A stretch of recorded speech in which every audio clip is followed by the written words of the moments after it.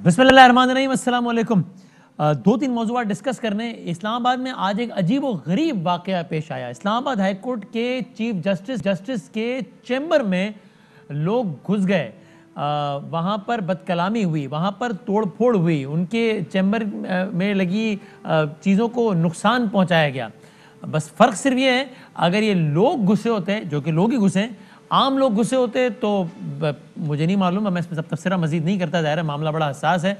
लेकिन ये घुसने वाले लोग थे वकला, और इनका कहना यह था कि जनाब CDA जो कैपिटल जो कि अथॉरिटी है इस्लामाबाद की मुताल्लिका तजावुज़ात, और उस हवाले से CDA ने जनाब उनके जो चैम्बर्स हैं वो गिरा दिए। CDA का ज़ाहिर मौक़िफ़ है कि गैर कानूनी तौर पर ये तामीर थे चैम्बर्स, उसके ख़िलाफ़ एहतजाज हो रहा था। और बाकायदा इसकी भी वीडियो है कि chief justice Islamabad high court से बाकायदा आर्ग्यूमेंट हो रहा है और वहाँ पर आवाज़ बुलंद हो रही है बाकायदा वकला की। इस्लामाबाद हाई कोर्ट ताहुक्म सानी बंद कर दिया गया है और अभी इस पर मज़ीद चीज़ें भी चल रही हैं। ये सब क्या मामला है भाई? अगर सोसाइटी के वो तबक़ात कि जिनका तशख़्ख़ुस ज़्यादा पढ़ा लिखा और ज़्यादा ज़िम्मेदाराना होना चाहिए, एक लम्हे को ये फ़र्ज़ कर लें, वैसे ऐसा है नहीं है, लेकिन एक लम्हे को फ़र्ज़ कर लें कि वाकई जो चैम्बर्स गिराए गए वो गलत गिराए गए थे, एक सेकंड के लिए आप ये फ़र्ज़ कर लीजिए, तो अगर उसकी बुनियाद पर यह सब रद्द-ए-अमल ठीक है, तो फिर अगर आम शहरी को भी प्ली लेने का हक होना चाहिए कि भाई मेरे ख्याल में मेरे साथ काम गैर कानूनी हुआ है, अब मुझे भी कानून हाथ में लेने की इजाज़त है, फिर तो बात खत्म हो गई ना। अगर कानून के रखवालों का ये अमल है, मैं फिर कह रहा हूं कि आप समझ लीजिए कि बिल्कुल 100% वो ठीक कह रहे थे कि गलत हुआ उनके साथ। तो अगर ये लॉजिक है तो फिर हर शहरी के पास ये राइट होना चाहिए कि भाई मेरे ख्याल है मेरे साथ गलत हुआ है, अब मैं कानून को हाथ में लूंगा। ये क्या मामला है, ये क्या रवैये, इस पर हम बात करेंगे। सेनेट का इलेक्शन होने वाला है, वो कैसे होने वाला है, इस पर अभी तक बहस जारी है। मामला मैदान में भी है तकारीर के जरिए, ऐवान में भी है कानून साजी के जरिए, मामला सुप्रीम कोर्ट ऑफ पाकिस्तान में भी है, वहाँ पर समाअत के जरिए, मामला ऐवान सदर में भी है ऑर्डिनेंस के जरिए। ये इस पर भी हम बात करेंगे कि ये क्या है। सेनेट का इलेक्शन, कल तक यही अपोजिशन कहती थी कि जनाब सेनेट का इलेक्शन ओपन होना चाहिए, आइडेंटिफाइबल वोट के जरिए होना चाहिए, यानी सादा अल्फाज में ये कि मालूम होना चाहिए कि किसने किसको वोट दिया, ताकि कोई किसी का वोट खरीद ना सके। यानी अगर मैं एक पार्टी का MP MNA हूं तो मुझे जो पार्टी पॉलिसी है, पार्टी के जो नामजद उम्मीदवार है, मैं उसी को वोट दूं। अगर पता ही नहीं लगेगा कि मैंने किसको वोट दिया है तो इस बात के चांसेस ज्यादा हैं कि कोई मुझ पर इन्फ्लुएंस कर जाए, कोई मुझे डरा दे, कोई धमका दे, कोई पैसे खिला दे और मैं अपनी पार्टी के नहीं बल्कि किसी और की पार्टी के बंदे को वोट दे दूं। तो अपोजिशन तो कल तक यही कहती थी, आज गवर्नमेंट कह रही है कि आइए कानून साजी कर लेते हैं ताकि सेनेट इलेक्शन के लिए पड़ने वाला एक एक वोट आइडेंटिफाइबल हो। लेकिन आज अपोजिशन इसकी मुखालिफ है, क्यों है, इस पर बात करेंगे। और आज अफवाज पाकिस्तान के तर्जुमान का भी एक बहुत ही दो टोक बयान आया है। ये एक महीने के अंदर इस तर्ज का दूसरा बयान है जो कि अब की बार ज्यादा वजाहत के साथ और ज़्यादा खुलकर है। और ज़ाहिर है इसकी बहुत इंपॉर्टेंस है कि अफवाज पाकिस्तान के तर्जुमान अगर एक महीने के अंदर दूसरी मरतबा एग्जैक्टली एक ही बात रिपीट कर रहे हैं और अब की बार ज़्यादा शद्दोमत के साथ रिपीट कर रहे हैं तो फिर इसकी बड़ी सिग्निफिकेंस है। तो इन मौज़ूआत में बात करेंगे। ज़रा पहले आप देखिए, अफवाज पाकिस्तान के तर्जुमान ने आज कहा कि जनाब हमारा किसी से कोई राब्ता नहीं है, कोई बैकडोर राब्ता नहीं है। इसका कॉन्टेक्स्ट क्या है? ज़ाहिर इसका कॉन्टेक्स्ट यही है कि अपोजिशन की पार्टीज ये कहती हैं कि साहब हमें तो एस्टैब्लिशमेंट की तरफ से अप्रोच किया जा रहा है कि भाई हम ज़रा हल्का हाथ रखें, लेकिन हम नहीं सुनते उनकी। ऐसा ही बयान पहले भी आया था। पहले ज़रा हम एक महीना पहले चलते हैं और आपको एक महीने पहले के अपोजिशन के बयान दिखाते हैं कि किस तरीके से अलग अलग जगहों पर अपोजिशन ने यह कहा, खुले या बंद अल्फाज में, कि हमसे एस्टैब्लिशमेंट राब्ते कर रही है, बैकडोर राब्ते कर रही है। क्या कहती थी अपोजिशन, जरा देखिए। इस तरह की खबरें भी आ रही हैं कि एस्टैब्लिशमेंट इज रेडी कि वो बातचीत करे। हाँ, ये खबरें आ रही हैं। आपके पास ऐसा कोई राब्ता हुआ? मेरे इर्द गिर्द लोगों से बहुत सारे ऐसे राब्ते हुए, तो आप मुझसे डायरेक्टली नहीं। फोन कॉल करना बंद करें, राब्ता करना बंद करें। इस्लामाबाद का लॉन्ग मार्च का सफर करके आपका कठपुतली को भगाएंगे। राब्तों की बात होती है, बार-बार कोई राब्ते कर रहे हैं अभी आप लोग? राब्तों की तो कोशिश की जा रही है। मुश्तरका ये मुस्लिम लीग नून के या किसी के भी लोगों से जितने भी राब्ते करें, अब इनको अपनी पड़ गई है। अगर मैं आपके सामने आज सारी तफसील खोल दूं कि ये किस तरह ऑपोजिशन की मिन्नतें कर रहे हैं और किस तरह ऑपोजिशन ने ये फैसला किया है कि इनके साथ कोई बात नहीं करनी, तो आप हैरान हो जाएंगे। फिर उसके बाद अफवाज पाकिस्तान के तर्जुमान ने पिछले महीने 11 तारीख को एक बयान दिया जो कि ये था। बैकडोर आपने रेफर किया कि कोई बैकडोर कांटेक्ट कोई फौज का कोई है? Absolutely not. ये बयान था। अब आप जरा मरियम नवाज शरीफ साहबा का हालिया बयान भी इसी तनाजुर में देखिए कि उन्होंने अभी इस वीकेंड पर जलसा हुआ था, उसमें क्या कहा था बैकडोर राब्तों के हवाले से, दिखाइए। इससे जब ऑपोजिशन मैनेज नहीं होती तो अपने बड़ों को फोन करता है, प्लीज जरा एक दबका तो लगाओ। इमरान खान के बड़ों की तरफ से फोन आते हैं, हमें कहा जाता है आपकी बड़ी मेहरबानी, सेनेट में लेजिस्लेशन होनी है, ओपन बैलेटिंग के लिए उसमें इमरान खान का साथ दे दो, आपको अल्लाह का वास्ता है। लेकिन आज अफवाद पाकिस्तान के तर्जुमान ने न सिर्फ इस पर अपना ओपिनियन दोहराया है बल्कि ज़्यादा वजाहत के साथ दोहराया है। यहाँ तक कहा है कि अगर है किसी के पास इसका सबूत कि हम राब्ता कर रहे हैं किसी से तो वो सामने ले आए, बताया किसने किसको कॉल की, क्या कहा उन्होंने एग्जैक्टली, देखिए सर। सियासत के साथ अफवाज का कोई ताल्लुक इस वक्त नहीं है। किसी किस्म के कोई बैकडोर राब्ते या बैकडोर चैनल्स इस चीज के लिए इस्तेमाल नहीं किए जा रहे। हमें किसी से बैकडोर राब्तों की जरूरत नहीं, हम अपना काम कर रहे हैं। मफरूजात के ऊपर कोई बात मत करें, it's not good for anyone. इस किस्म की कयास आराइयों को बंद होना चाहिए। जो भी इस बारे में कोई कमेंट कर रहे हैं, अगर उनके पास कोई सबूत है, कोई तहकीक के मुताबिक उन्होंने कोई चीज सामने ला सकते हैं तो ले आए, दिखा दें कि कौन किसको कॉल कर रहा है, कौन किससे बात कर रहा है। There is no such thing happening. Please don't drag the institution into this dialogue. ज़्यादा खुलकर बात होना शुरू हो गई। बात करते हैं हम तीनों मौजूआत पे। तीन बड़े रेलेवेंट मेहमान हमारे साथ मौजूद हैं। हमारे हरदिल अजीज़ सीनियर तज्ज़ियाकार जनाब इरशाद भट्टी साहब हमारे साथ तशरीफ़ फरमाए हैं। सर बहुत नवाजिश, बहुत शुक्रिया भट्टी साहब। वलीद इकबाल साहब पाकिस्तान तहरीक इंसाफ के ऑफ कोर्स सेनेटर हैं और एक पूरा लीगल बैकग्राउंड रखते हैं। वलीद भाई बहुत शुक्रिया। सेनेटिक पे भी हमने बात करी, उस हवाले से भी रेलेवेंट हैं।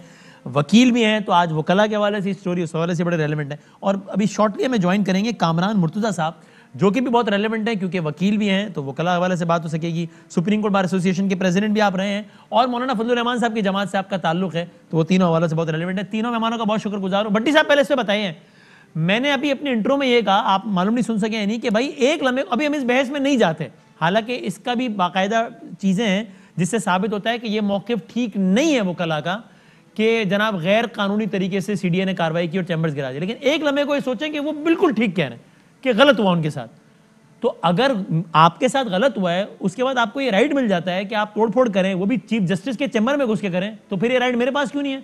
मुझे अगर लगे मेरे साथ गलत हुआ तो मैं भी ये करूंगा। फिर ठीक है, बस जब वकला ये बता रहे हैं तो मेरे लिए भी फिर यही है ना। भट्टी साहब, मैं तो बदामी साहब समझता हूँ कि हम जर्नलिस्ट पीछे रह गए इस मामले में। हमारे पास जत्था कोई नहीं है, मुनज़्ज़म जत्था नहीं है, हमारे पास इत्तेहाद नहीं है, एका नहीं है कोई। हम भी अगर 100 बंदे की रख लें आपस में तो हमारा काम भी चल जाएगा। अब ये जो इस्लामाबाद में ये छोड़ दें कि ये जो बच्चों का पार्क है उस पर कैसे कब्जा किया हुआ है, कि किस तरह का कब्जा है, कब का कब्जा है, ये छोड़ दें। हाँ। वो जस्टिस तारिक महमूद हुआ करते थे, वो पहले तो टीवी पे आया करते थे, आजकल नहीं आए। उन्होंने वो इफ्तिखार चौधरी साहब की मूवमेंट में वो भी थे, उनसे पूछ लीजिए, खैर कुर्द साहब से पूछ लीजिए, एतजाज हसन साहब से पूछ लीजिए कि उस तहरीक का हमें फायदा क्या हुआ या उस तहरीक ने क्या फायदा पहुंचाया और वो क्या नहीं। वो एक फिक्रा कहा करते थे तारिक महमूद साहब कि वकला को हम चैम्बर से निकालकर सड़कों पर तो ले आए, वापस चैम्बर ले जाना भूल गए, वो नहीं ले जा सके। तो ये अब आप देख लें, PIC का आपके सामने वाकया लाहौर का हुआ, 3 बंदे डेथ हो गई। जिस तरह अस्पताल, दिल के अस्पताल में वकील गए, शेखुपुरा में जिस तरह कांस्टेबल को मारा वकीलों ने, पिंडी में जिस तरह बाप के बेटे के सामने बाप को थप्पड़ मारा। मैं अक्सर कहता हूं कि बेटों के लिए बाप आइडियल होते हैं। जरा सोचिए, मोटरसाइकिल पर बैठा बाप और उसको थप्पड़ मुंह पे मारे कि आप इधर से क्यों गुजर रहे हो, हमने हड़ताल की हुई है। अदालत में बंद कर देना जजेस को, गालियां देना, थप्पड़ मारना, डंडे मारना, हड़तालें करना। परसों आखिरी बात इस पे करना, परसों फायज ईसा साहब और मकबूल बाकर साहब सुप्रीम कोर्ट में बल्दियाती निज़ाम पर बहस कर रहे, वो बहस सुन रहे थे, तो उन्होंने कुछ फिक्रे कहे मीडिया के हवाले से भी, तबाह हाल जमहूरियत, तबाह हाल मीडिया, तबाह हाल बल्दियाती इंतखाब निज़ाम, उनके बकौल उस सारे पे उन्होंने गुफ्तगू की और कहा कि ये मुल्क में आइडियल सूरत हाल नहीं। मैं उनसे कहना चाहता हूँ, सुप्रीम कोर्ट से कहना चाहता हूँ और उन जज साहबान से कहना चाहता हूँ, आपकी सब बातें सार आंखों पर, लेकिन सब सर निज़ाम इंसाफ में भी कोई अब आइडियल सूरत हाल नहीं रहेगी। दादे के मुकदमे पोते भुगत रहे हैं और अमरीकी वर्ल्ड जस्टिस के तहत हम 128 मुल्कों में इंसाफ की फरामी में 118 पे हैं और कुछ कहते हैं 126 पे हैं। चलो हम 118 कर लेते हैं, उस पर हैं। तो सर प्लीज इधर भी आइडियल सूरत हाल नहीं, अपने घर में भी नजर मारें। अगर आज ये हमारे हर दिल अजीज और हमारे बहुत अच्छे जानवरों पर भी लेते हैं, इस सारे हमारे दरख्तों पर बाकी सारों पे नोटिस लेते हैं। अतर मिल्ला साहब के चैम्बर तक बात पहुंच गई है, तो सर सुप्रीम कोर्ट यहाँ से 1 किलोमीटर 1.5 किलोमीटर के फासले पर है। अगर आपके अपने लोग, अगर आपके वो जिन्होंने हमें इंसाफ पर मुहैया करना है, अगर वो इंसाफ इस तरह खुद लेंगे तो फिर मुझे क्या मिलेगा? मैं भी 100 बंदा साथ लेके आ जाऊं। एक अजीबो गरीब मिसाल से ठीक बात। मैं जरा इसमें ये जो हमारे बाकी तो मेहमान लॉयर्स भी हैं ना, बड़े सीनियर भट्टी साहब, तो मैं जरा इन दोनों से ही पूछूं कि वलीद इकबाल साहब आपका क्या मौक़िफ़ है इस पे? यानी आप as a lawyer you feel embarrassed कि यार ये क्या कर रहे हैं मेरे कम्युनिटी के लोग, या आप समझते हैं कि नहीं उन्होंने इसकी गुंजाइश इसलिए बनती है इफ्स एंड बट्स के साथ कि हुई तो उनके साथ भी जाती है? बहरहाल क्या आपका क्या मौक़िफ़ है, मैं जानना चाहता हूँ। देखें जी, मेरी अर्ज़ यही है कि हर पेशे में अच्छे लोग और बुरे लोग होते हैं। सही है।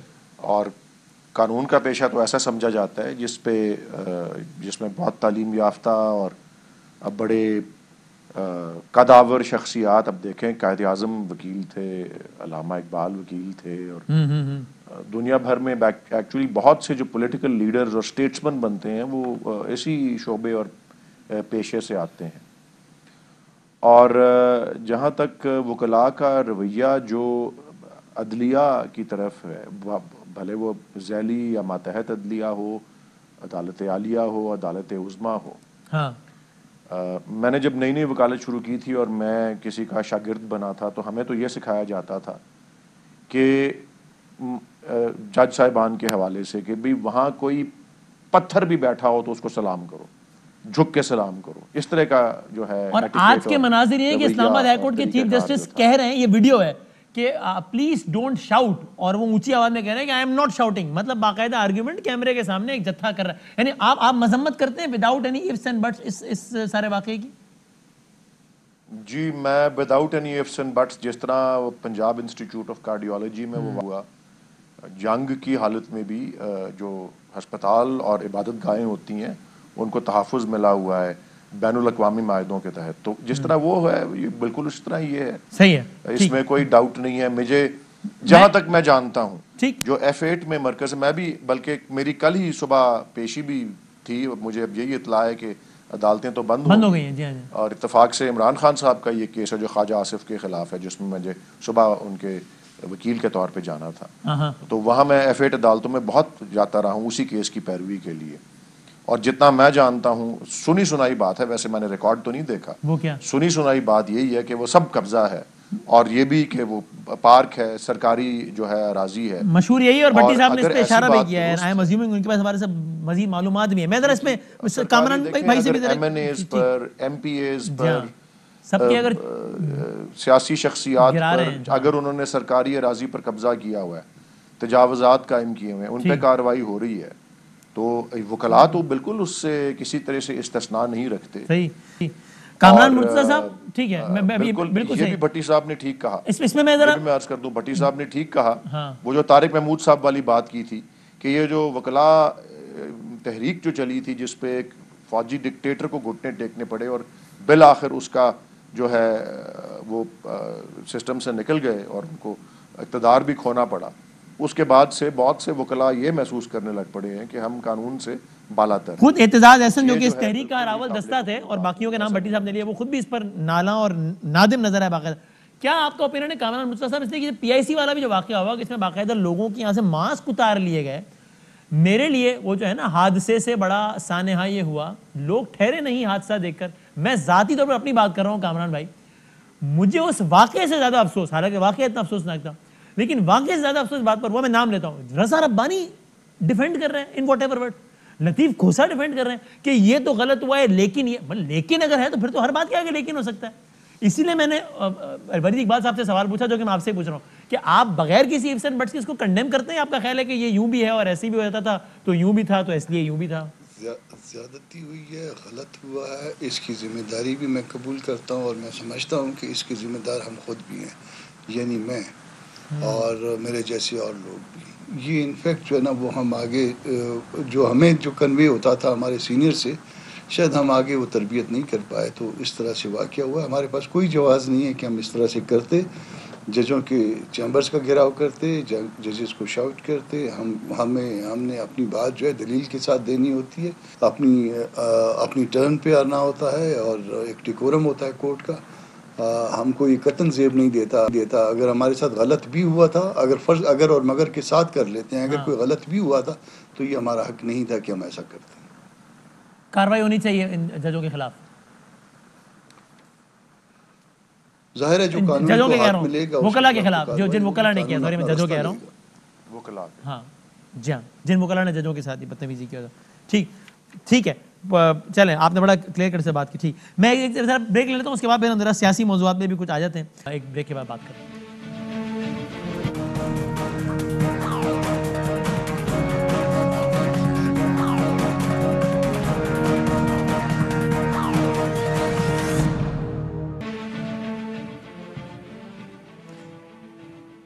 खुश आमदीद कहते हैं जी आपको एक बार फिर। अब तीनों मेहमान मेरे साथ मौजूद। अच्छा, ये सारी गुफ्तगू सियासी तनाजुर में तो होती रहती है जिसका मैं इस सेगमेंट में आगाज़ करने जा रहा हूँ, लेकिन अभी ज़रा हमारे पैनलिस्ट में लॉयर्स ही मौजूद है तो ज़रा ज़्यादा लुत्फ आएगा इस गुफ्तगू में और तरह इसको आसान अल्फाज में अगर हम बात कर सकें। कामरान मुर्तज़ा साहब, आपकी एक सियासी वाबस्तगी है मौलाना फजल रहमान साहब की जमात से, लेकिन आपका एक लीगल बैकग्राउंड ज़ाहिर बड़ा तगड़ा है।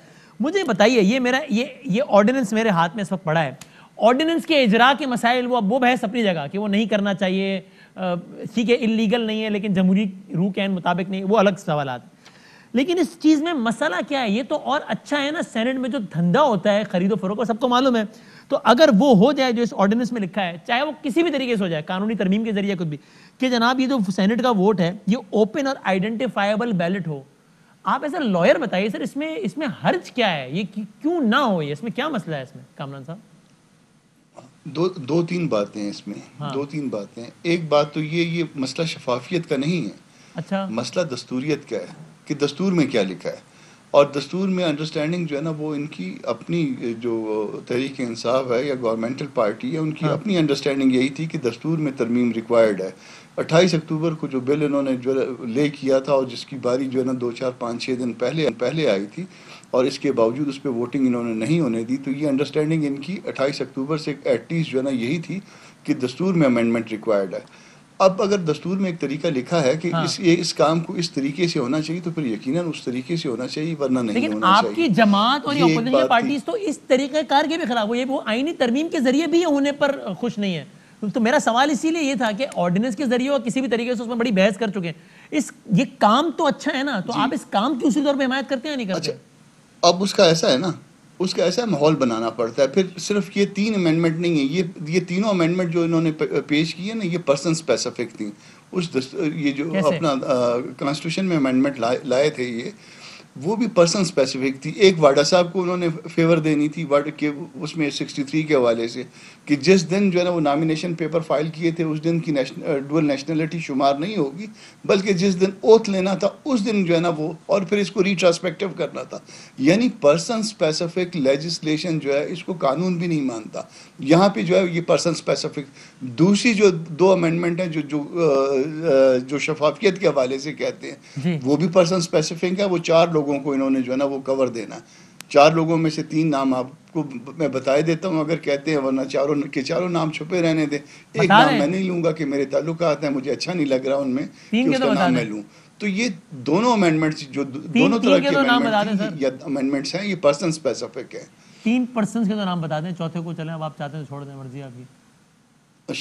हफीज शेख साहब हैं, शहजाद अकबर साहब हैं, जुल्फी साहब हैं, चौथे का नाम मैं नहीं बताता, मेरे थोड़ी सी अपनी रिजर्वेशन। तो ये 3 बाकी जो ये बात भी ठीक है, लेकिन चले मैं फिर कह रहा हूँ अभी हम अपनी इस बहस को अगर खाली है सेनेट के ओपन बैलेट तक, यानी अगर फर्ज कर लीजिए अगर कल को हुकूमत ये कहती है, वलीद इकबाल साहब की पार्टी कहती है, फिर मैं इनकी तरफ जाता हूँ कि भाई ठीक है बाकी चीजें छोड़ दीजिए, अभी सेनेट का इलेक्शन लगा हुआ है कुछ दिनों में, सिर्फ ये एक तरमीम, बाकी सब छोड़ दें, कि सेनेट का जो वोट है वो ट्रेसेबल हो, वो ओपन हो, तो इसकी हिमायत करनी चाहिए अपोजिशन को, सिर्फ ये हो जाए तो फिर ठीक है।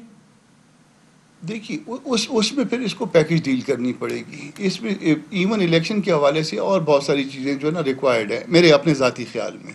फिर पैकेज डील करके उसको 2 दिन में बैठ के जो है ना मामले को हल किया जा सकता है, कोई ऐसा इशू नहीं है। सारी पार्टियों को 3, 4, 5 पार्टियां जो हैं जो अपोजिशन पार्टीज तो अब सारी ये कह रही है ना कि हुकूमत को लगता है कि इनके अपने लोग इनके साथ नहीं है, इसलिए वो ये तरमीम ला रहे हैं। तो भाई अगर फर्ज कर लीजिए कि ये बात ठीक भी है, अगर ये बात ठीक भी है तो इस रवैये की तो हौसला शिकनी होनी चाहिए ना। एज अ डेमोक्रेट तो आप लोगों को ये कहना चाहिए कि नहीं, पीटीआई का कोई बंदा भी अगर पीटीआई के नाला है तो उसको वोट पीटीआई के बंदे को ही देना चाहिए। ज्यादा एतराज है तो छोड़ दे पीटीआई में रहना है तो पार्टी पॉलिसी फॉलो करनी चाहिए। मैं अपनी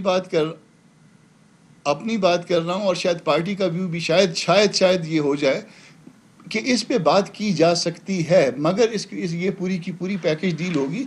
सिर्फ इस इलेक्शन को वो नहीं करेंगे, इस इलेक्शन के साथ और बहुत सारी चीज़ें जो है ना वो दुरुस्त होने वाली हैं इलेक्शंस के हवाले से और बाकी रिमेनिंग इलेक्शंस के हवाले से, ताकि इस जो कुछ हो रहा है इस मुल्क में उसको कम से कम, उस खराबियों को कम से कम कामरान साहब, अगर निजाम में 10 खराबियां हैं 2 दिन में 4 दिन में ये मामला सेटल हो सकता है, आगाज होना है, मगर रास्ता सीधा इख्तियार करें। आप पैकेज डील जब इनकी जरूरत होती है, जब इनकी जरूरत होती है उस वक्त ये कहते हैं कि आ जाए, ये रास्ता इख्तियार करते हैं, जब जरूरत नहीं होती है। मैं कह रहा हूं अगर फर्ज कर लीजिए इनकी भी जरूरत है तो इनकी भी जरूरत की वजह से निजाम लोग ईमानदार थे, एक नक्स है वो तो दूर हो रहा है ना हमेशा के लिए। आज इनकी जरूरत है, कल किसी और की एक नहीं ना, फिर 4 और जो भी नक्स है ना जिसने हमें भी डसा हुआ है वो भी दूर नेवर एंडिंग डिबेट हो जाएगी ना सर। उसके साथ भी आप एग्री करेंगे। अच्छा भट्टी साहब, मैं वली साहब के पास बाद में आता हूं ताकि एक साथ वली साहब आपका ये भट्टी साहब का क्या ख्याल है, क्यों अपोजिशन पार्टी इसकी मुखालफत कर रही हैं? यही तो वो चीज थी जो कल तक खुद कह रहे थे। ये मैंने बोलना जी भट्टी साहब, जी भट्टी साहब। अच्छा, पहली बात तो ये है कि ये इतनी मर्तबा अब तो आधे माजरत के साथ वलीद भाई से और कामरान साहब से आधा कानूनदान तो मैं भी बन गया हूँ इतना पढ़ के इस पे कि आइन क्या कहता है। आइन की आर्टिकल 226 कहता है कि सीएम और पीएम के अलावा ये सीएम और पीएम के 2 इलेक्शन ओपन, बाकी सारे सीक्रेट। सही है। आइन क्या कहता है 217 तमाम इलेक्शन आइन पाकिस्तान के अंडर होंगे। आइन क्या कहता है, आइन के 238 तरमीम पार्लियामेंट में होगी और 239 2/3 मेजॉरिटी से होगी। अब ये तो एक सिंपल सादा है कि इलेक्शन कमीशन आइनी इदारा है, वो आइन से ही लेगा और ऑर्डिनेंस के जरिए नहीं हो सकता। और सुप्रीम कोर्ट, एक ख्याल ये भी है कि सुप्रीम कोर्ट इस पर अमेंडमेंट नहीं कर सकती या उसका दायरा इख्तियार से ये बाहर है। लेकिन जो सियासी तौर पर है कि सेनेट है बड़ों का सेनेट, वो जॉर्ज वाशिंगटन से किसी ने पूछा था कि सेनेट क्या है, उसने कहा कि चाय के कप के नीचे जिस तरह प्याली है इस तरह निजाम में सेनेट है कि चाय ठंडी करके पीनी, पिर्च के को मुशाबत दी सेनेट से। सेनेट में हॉर्स ट्रेडिंग हो रही है, सेनेट में हॉर्स ट्रेडिंग होती रही, 20 साल से डिस्कशन हो रही है इस पे कि ये ओपन किया जाए, सब डसे हुए हैं इसके। 14 मई 2006 में मिसाके जमहूरियत जो लंदन में हुआ था, पीपल्स पार्टी और मुस्लिम लीग नून दोनों का मुत्तफिका फैसला था कि ओपन करेंगे। सियासी जमातें और इसहाक डार साहब फरमा चुके कि इस लानत को खत्म करें, ये जो सीक्रेट है। एहसन इकबाल साहब फरमा चुके, बिलावल भुट्टो साहब लेकिन भट्टी साहब वो ये कहते हैं, जो अभी कामरान साहब ने कहा कि फिर इसको इस तक महदूद ना रखें। मसलन वो ये कहते हैं कि भाई जब फिर ऐसा करें कि चेयरमैन सेनेट का जो इंतखाब है उसको भी ओपन वोट से कराएं। वो कहते हैं हुकूमत को लगता है कि हम चेयरमैन सेनेट तो मैनेज कर लेंगे, उसको खुफिया रहने दे रहे हैं, कह रहे हैं नॉर्मल में हम फंस जाएंगे, उसको ओपन कर रहे हैं। नहीं, मैं तो इस हक में हूं कि सब ओपन करें, जुगाड़ फिर भी कोई ना कोई निकल आना है। सही जुगाड़ तो इन्होंने निकाल लेना, जमीर जिंदा हो जाना है, गैर हाजिर हो जाएंगे, कुछ ना कुछ जुगाड़ निकल आएगा, लेकिन कम अज कम रस्ते तो बंद करते जाएं। और फिर अभी चीफ जस्टिस साहब के रिमार्क्स थे कि सियासी जमातें और पार्लियामेंटेरियन किस मुंह से ओपन बैलेट के मुखालिफ हैं। ओपन बैलेट की मुखालफत का मकसद मौजूदा सिस्टम चलता रहे, मौजूदा सिस्टम चलने का मकसद अरकान की खरीदो फरोख्त जारी रहे। और जस्टिस दादुल हसन ने बड़ा अच्छा है, मैं इस इंतजार में हूं कि सीक्रेट बैलेट के हक में क्या दलील आती है। अगर मैं भी हूं वैसे, और मुझे अब तक कोई अगर अरकान ज़मीर के मुताबिक वोट देना चाहते हैं तो पर्दादारी कैसी। और जस्टिस उमर अता बंदियाल ने तो थोड़ा सा आगे गए, उन्होंने इस्तफसार किया, ये आपका लफ्ज है जी, उर्दू का, इस्तफसार मुझे नहीं किया आता। जी जी। हाँ, 18वीं तरमीम में बहुत कुछ तब्दील किया गया, मगर सेनेट के सीक्रेट बैलेट को तब्दील क्यों नहीं किया गया? सही है, ये एक सूबे का नाम तक तब्दील कर दिया जाए, ठीक है। हाँ, तो मैं ठीक है, ये पॉइंट टेकन। तो भट्टी साहब, यानी आपको भी अभी तक कोई तगड़ा पॉइंट सुनने को मिला है सीक्रेट बैलेट की हिमायत में? मुझे नहीं मिला। जी जी, मुझे तो नहीं मिला, बस यही यही इनकी खूबसूरती है, तगड़ा पॉइंट भी कोई नहीं देते और तगड़े तगड़े बयान दे के निकल जाते हैं। मैं वली साहब से पूछता हूँ, वली साहब देखें, अभी जरा कामरान साहब ने कहा कि इस पर बात हो सकती है, यानी कि उन्होंने बिल्कुल इस बात को नेगेट नहीं किया, यानी उन्होंने भी ओपन बैलेट की मुखालफत नहीं की, बाकी रीजन बताएं। इसी तरह आप भी बताएं, अगर फर्ज कर लीजिए अपोजिशन का ये मुतालबा होता है कि फिर आप इस ओपन बैलेट तो अच्छी चीज है ना हुकूमत के ख्याल में, तो फिर इस अच्छी चीज को सिर्फ सेनेट के इलेक्शन तक महदूद क्यों रखा जाए? एक कदम आगे बढ़ते हैं, चेयरमैन सेनेट का जो इलेक्शन है उसको भी ओपन करना चाहिए। तो आप इस बात के हक में कि हाँ बिल्कुल ऐसा होना चाहिए?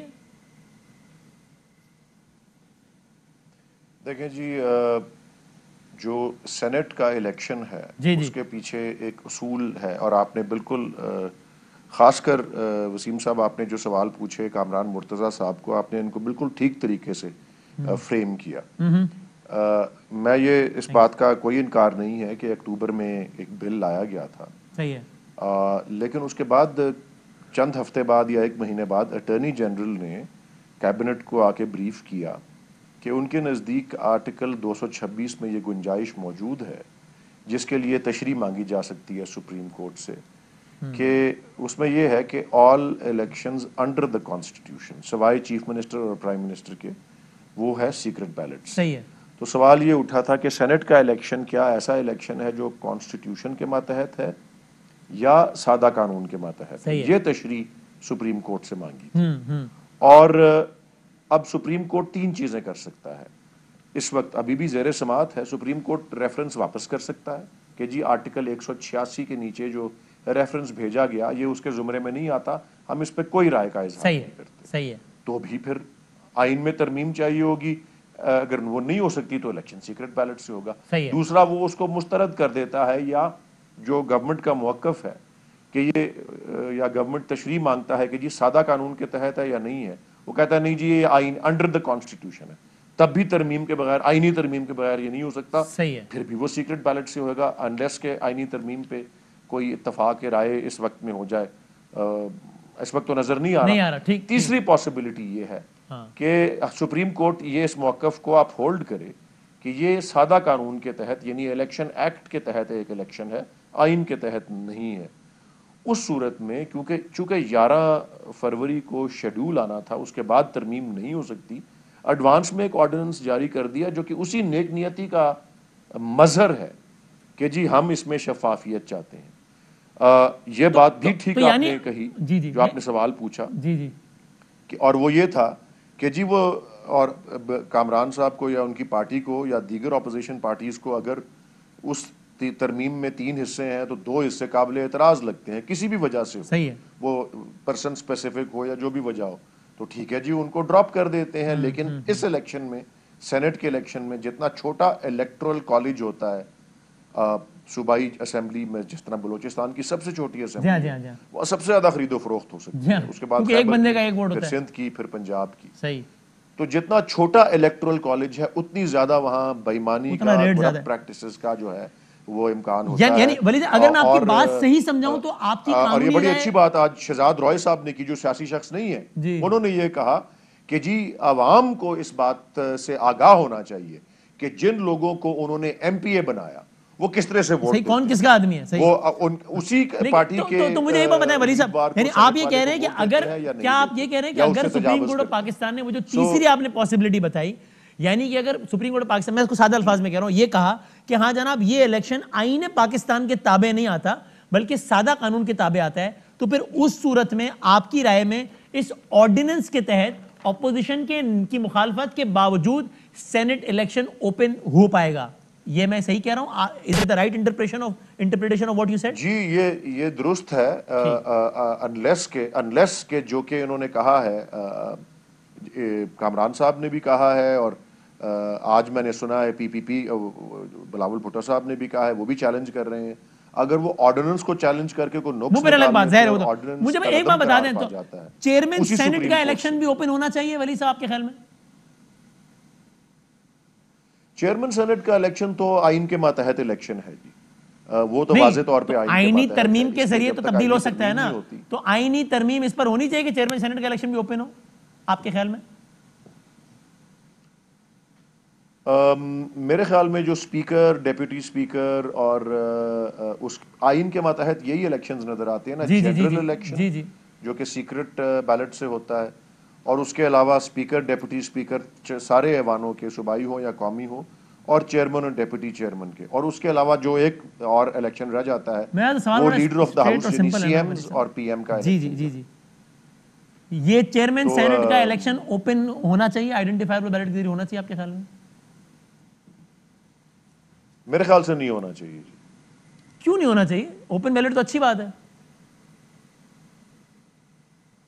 देखिए, ओपन बैलेट मैंने तो अर्ज किया ना, जब एमपीएज इलेक्शन, जब एमपीएज इलेक्ट कर रहे होते हैं सेनेटर्स को, क्योंकि वो एक पार्टी के टिकट पे आए होते हैं, उनको, बल्कि मैं तो समझता हूँ कि सेनेट के इलेक्शन को उस तरह भी किया जा सकता है जिस तरह मखसूस नशिस्तों पे होता है कि जितनी इस एक पार्टी का उतने ऑटोमेटिकली उतना नंबर आ जाए। मेरी भी राय है, लेकिन वली साहब आप पर इल्जाम ही तो ये है, आप पर इल्जाम ही तो ये है कि भाई चेयरमैन सेनेट में गवर्नमेंट को लगता है कि हम मैनेज कर लेंगे तो वो इलेक्शन खुला ना हो, सेनेटर्स के इंतखाबात में लगता है मैनेज नहीं कर पाएंगे तो वो खुला कर रहे हैं, तो आप इसकी क्यों मुखालफत कर रहे हैं? फिर उस सेनेटर को भी तो चाहिए ना कि जिस पार्टी के वोटों से सेनेटर बना है वो उसी के चुनिंदा रुकन को चेयरमैन सेनेट के लिए वोट दे। वहां ये असूल वायलेट क्यों हो जाए? तो वहां क्यों ओपन बैलेट ना हो? उसकी वजह यह है जी कि जो चेयरमैन होता है सेनेट का या डेप्यूटी चेयरमैन, और उसके अलावा स्पीकर और डेप्यूटी स्पीकर, वो ऐसी शख्सियत और ऐसा ओहदा है जो कि एक बार उस ओहदे पे आ जाए तो उसने वो हाउस का निगरान बन नाम जाता ये पॉलिटिकल होता है ना, वो तो मैं पता ही है ना कि सारे, और वो पॉलिटिकल पार्टी से बालातर हो जाता है। वो कहने को ही होता है ना, मतलब ऐसे, मतलब अब देखे ना, अब असद कैसर साहब, बड़ी साहब आप तबसरा फरमाएं, बहस वरना मेरी लंबी, क्या कहें कहिएगा? भाईजान बात यही है, बात मुझे तो यही लगती है, नीयत देखें, काम ठीक है, ओपन बैलेट करें, लेकिन लग ऐसे रहा है कि इनमें एमपीए जहांगीर तरीन साहब इस वक्त साथ नहीं है, इमरान खान साहब के जहाज साथ नहीं है, बहुत सारी चीजें हैं, बहुत सारे लोग अंदर इत्तेहादी भी जो हैं वो नाराज हैं, बहुत सारे लोग अंदर खाने पैसे भी चला रहे होंगे, मुबैना तौर पर कई स्टोरियां सुनी हैं, बहुत सारे लोग जो हैं वो वोट खरीदो फरोख्त, तो उनको लगा कि ये तो ओपन कर लें लेकिन अगला नहीं। क्यों नहीं भाई, सारा कुछ ओपन करें, सही बात है, सब कुछ ओपन करें। और दूसरी बात है कि इसमें एक मुझे, मैं हालांकि सारा कुछ ओपन के हक में हूं, एक अलबत्ता मुझे थोड़ा सा इसमें वो परेशानी है कि इस तरह पार्टियों के अंदर पार्टी जो हेड है उनकी डिक्टेटरशिप और ज्यादा बढ़ जाएगी। जरा दिखा भाई वोट किसको दिया, जी सर मैंने उसको दिया, अच्छा जा अब ठीक है। अच्छा बड़ी जैसे भारत में होता है, ये मैं काशिफ वासी साहब के टॉक शो में था, मैं ऑफ द रिकॉर्ड में, वहां पर यही बहस चली, तो मेरी इस पर राय ये थी कि अभी हम दो चीजों में कंपैरिजन कर रहे हैं, अगर इन्हीं दो चीजों का कंपैरिजन है तो मेरी राय ये है, शायद अनपॉपुलर हो, कि बजाय इसके कि एक बंदा डंडे के जरिए या पैसे के जरिए इन्फ्लुएंस हो जाए, इससे अच्छा है पार्टी लीडर के जरिए इन्फ्लुएंस हो जाए, अगर कंपैरिजन इन दो में है तो, क्योंकि हालात हाजरा तो यही है ना। नहीं वो एक एंगल बिल्कुल ठीक है, लेकिन हमारे यहाँ देखे ना, कभी भी पार्टियों में जमहूरियत नहीं रही। ठीक, हमारे यहाँ पार्टी जो डिक्टेटर, पार्टी जो हेड होते हैं वो डिक्टेटर एक बात खिलाफ करते हैं, कोई अगर पार्टी का कोई उसके जितनी भी उम्र हो गई हो निकाल के बाहर फेंक देते हैं। और अल्हम्दुलिल्लाह बिला तफरीक हर पार्टी में ये नदीम अफजल चंद ताज़ा तरीन मिसाल पाकिस्तान तहरीक इंसाफ से, चलो जी बाहर जाओ, A to Z। हाँ सही, मैं एक ब्रेक ले लूं, कंक्लूड करते हैं ब्रेक के बाद।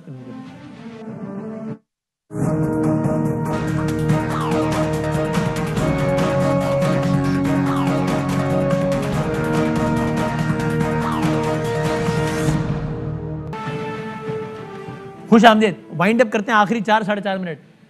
कामरान मुर्तज़ा साहब, आज के अफवाज पाकिस्तान के तर्जुमान के बयान के बाद उनकी पोजीशन, जरा भट्टी साहब को देंगे, आवाज नहीं आ रही, वो कह रहे हैं उनकी पोजीशन तो मजबूत हो गई ना, और पोजीशन के दावे हैं कि हमसे राब्ते हो रहे हैं बैकडोर। उन्होंने दो टोक टीवी पे आके कह दिया भाई हम राब्ते नहीं कर रहे हैं, जो ये बातें करता है वो फिर सबूत भी लेकर आए। बड़ा इससे ज्यादा वाज़ेह बात तो कोई नहीं होती ना कामरान साहब, या तो बात करना छोड़ दें, सबूत के साथ बात करें। दावा नहीं किया हमने, वैसे कभी ये दावा नहीं किया कि हमसे किसी ने राब्ता किया या हम किसी से राब्ते कर रहे हैं। मेरा अपना जो जाती ख्याल है, अपोजिशन की जमातें तो करती रही है ना। बिलावल साहब ने जलसों में कहा हमसे राब्ते करना बंद करो, मरियम बीबी ने कहा कि अगर मैं बता दूं कि कौन कौन राब्ता कर रहा है तो भूचाल आ जाए। और कह रही है सभापति तस्नीम जमात।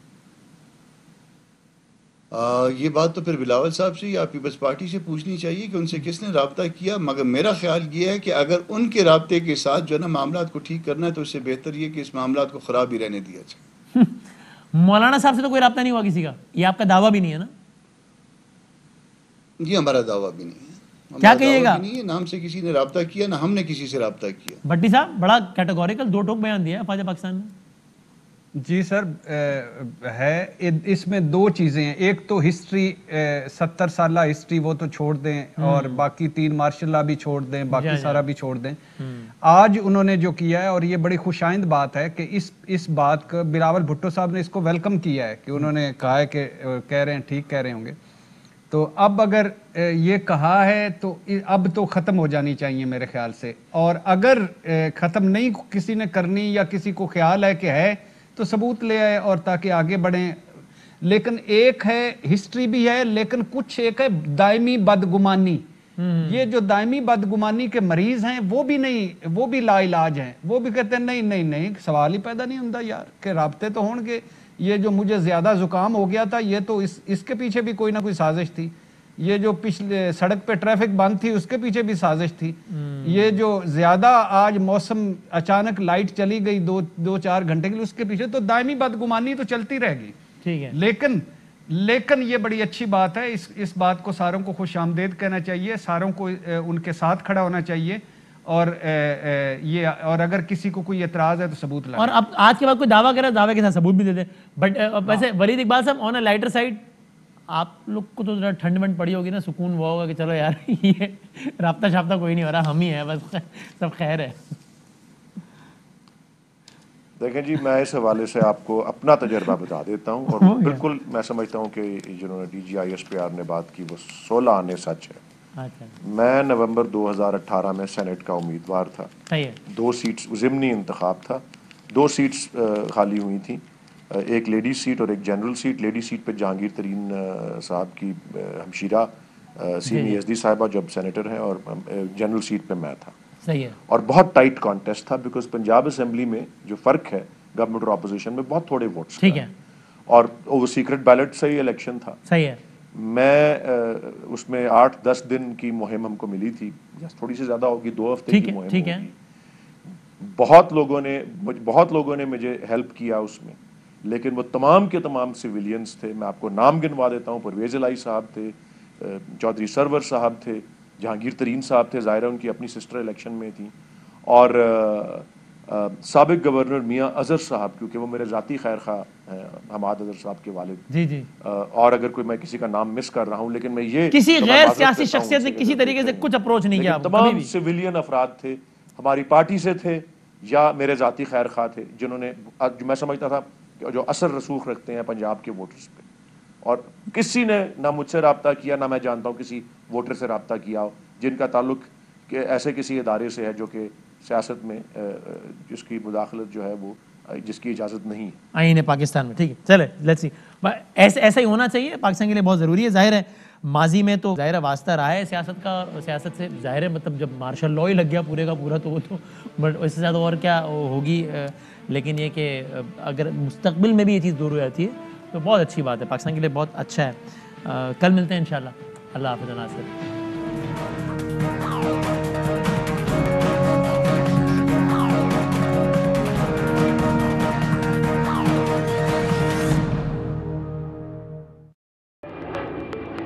Fly with PIA and save gold. Register now. Scan QR code and register yourself to get gold and loyalty benefits. Powered by ARY Sahulat Wallet.